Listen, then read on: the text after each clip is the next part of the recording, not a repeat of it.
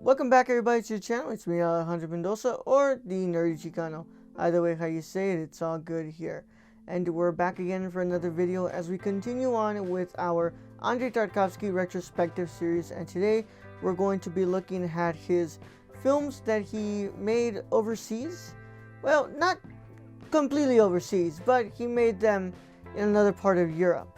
Yes, that means we are at the last two films of Andrei Tarkovsky's career, and today we're going to be looking at his Italian film Nostalghia on Blu-ray from Kino Lorber. Of course, I hope that everyone is doing well, and I hope that this video finds you happy, healthy, and of course, I hope you all have been watching a lot of good movies. I've been watching a lot of great stuff. I recently just watched Oppenheimer, and I was a really big fan of it, and I loved it.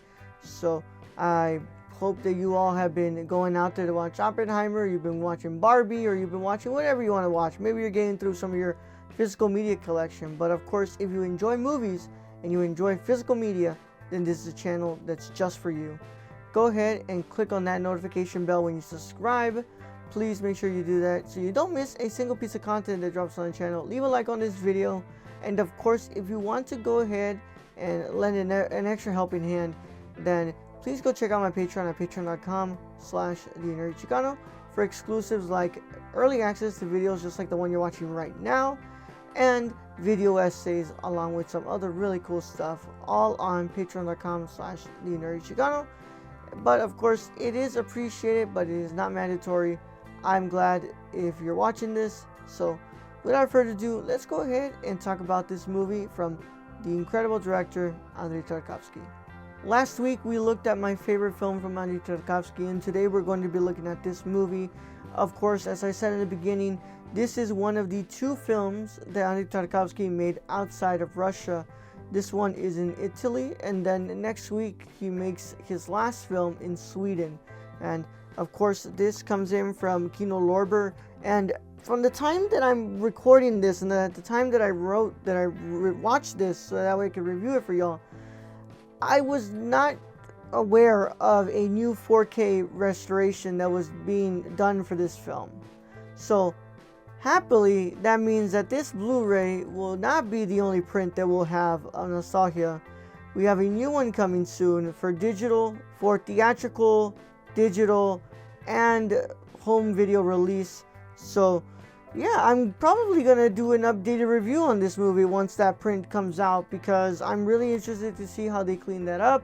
There's like one image that's available on the internet right now of what it looks like, and if it looks like that on the actual release, then we are in for a really good release from Kino Lorber.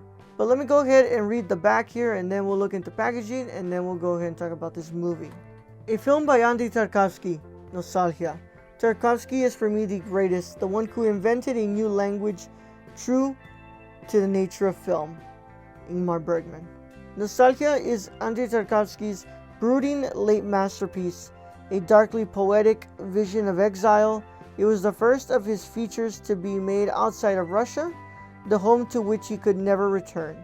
Tarkovsky explained that in Russia the word nostalgia conveys the love for your homeland and the melancholy that arises from being far away.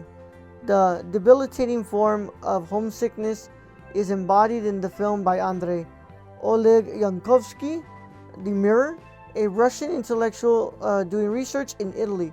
He becomes obsessed with the Botticelli-like beauty of his translator, Eugenia Dominica Giordana, as well as with the apocalyptic rumblings of a self-destructive wanderer named Domenico.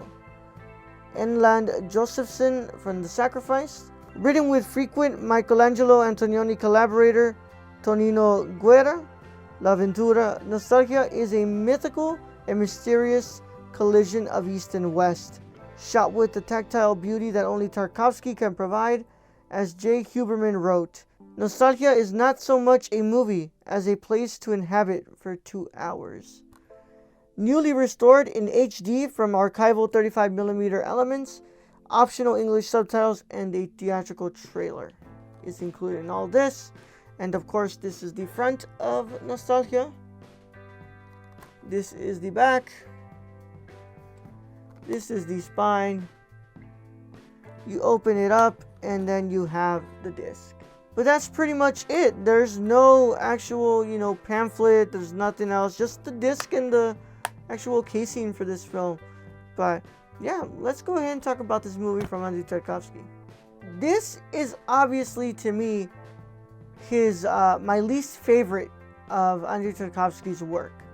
I would not say it's his weakest, because it is not weak at all. I think it's a film that conveys a lot of emotion, and it has a lot of gravity to the situation of Andrei in the film. But it is quite amusing that this comes in at the runtime that's a little lower than Stalker, and it feels slower, and it feels like it's harder to get through it. But I like this movie, and to an extent, I really love it sometimes. But it's not the movie that I'm going to revisit from Andrei Tarkovsky the most. There's a lot going on here, and it's mostly him venting about his voluntary exile from Russia, and the fact that he just cannot work in Russia anymore because there's no work for him to get after the reception of Stalker by the USSR. And Andrei takes you on this journey of this man who is realizing that he can no longer go back to his home country to work. And within this film, he meets people that he falls in love with in the translator, and then he meets people who he's innately, interested and very fascinated by, but he also fears the unknown of these people, and he fears getting close to them because he feels that he's not going to stick around long enough, because he might just suffer the same fate he suffered in his last country. And because of that, the film takes a while to process. The film takes a while to pick itself up, but I think it's still really, really good. I really like the cinematography in this film. I love the score, the effects with the audio, and I really do like our patient directing from Andrei. I just think that when you think about this movie compared to Ivan's Childhood, Andrei Rublev, Mirror, it's just not as strong as all those three films. And it's lacking something that the other films have really brought to the table. And part of it has to do that the fact is that he's not making this in Russia. And it's taken him a lot of time to kind of get back in that footing and realizing that he doesn't have the backing of his country to make these movies. But nonetheless, he still crafts it in the Tarkovsky style, and he's able to present you a really beautifully framed and shot film. It's just really weighed down by a very slow pace on a story that doesn't even call for a pace like this. I understand that Tarkovsky wants you to feel the gravity of the situation and really digest his feelings with him, but it takes so much time to get to that point, and by the time we get to the end, even though it's a beautiful shot and a beautiful ending, it feels more satisfactory that the film is finally over rather than cathartic. Nonetheless, I really can't wait to give this a shot when it comes back to the theaters and I'm able to actually sit down and digest it with a new quality. But I've got to say, my second time watching Tarkovsky's Nostalghia, I still feel like it is my least favorite film from Andrei Tarkovsky. Now, let's talk about the restoration. So, this is obviously an HD transfer from archival 35mm film, and it is the only transfer that is available at the moment. I believe this is the same transfer that is used for that UK box set that includes all of his other work. This one is the only one we have available as of right now. And I have to say, I watched this on my TCL 4K TV on my Panasonic 4K player, and it almost pains me that I have to say this, but this looks really bad. I mean, the scratching, the popping, it's all very present in this 35mm archival print. It is a really, really rough look of this movie. The audio is there's a lot of hissing, there's a lot of scratching. That is also, it's almost really hard to get a sense of what our characters are saying. And I'm glad that we have subtitles with this film, because if it wasn't for the subtitles, first of all, I don't understand Russian, right? But I wouldn't be able to actually hear what they're trying to say because the hissing is that bad. This transfer is not good. I'm really happy that there's a 4K digital restoration coming for this film, and that means this will probably be the first Tarkovsky 4K to ever exist. But for now, this Blu-ray from Kino Lorber Classics, it is really rough. I mean, It's void of life. It doesn't even look like this pictures you see here. That's not even what this movie looks like. It looks really, really rough. The resolution does look a little better on my TV because it's upscaled.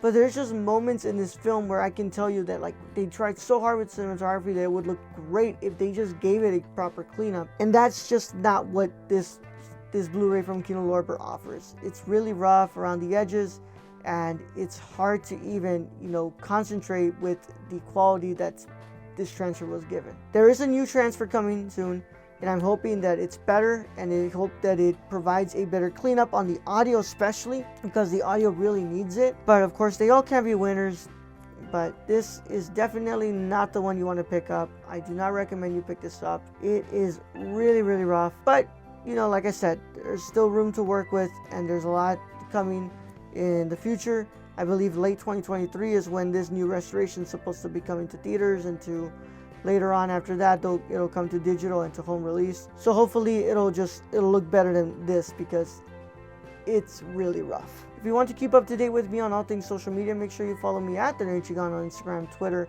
Twitch, Serialized, Letterboxd, and on TikTok.